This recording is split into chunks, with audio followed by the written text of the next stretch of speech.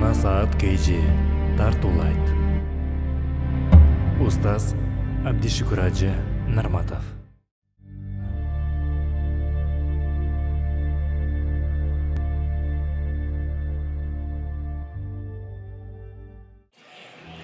Урматтуу мусулман бир тууган, бардык адамдарды разы кылуу мүмкүн эмес.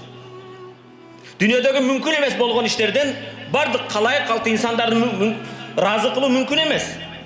Кала берсе, улуу пайгамбарларда, сүйүктүү пайгамбарыбыз саллаллаху алейхи вассалам Аллах Тааланын эң сүйүктүү заты. Пайгамбардын да душманы болгон.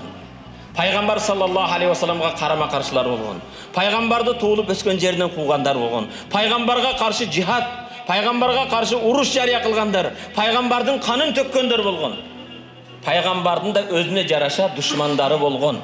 Ошондуктан сен баарын разы кылам, ушуну айтсам менен капа болуп калат деп ойлонбогун.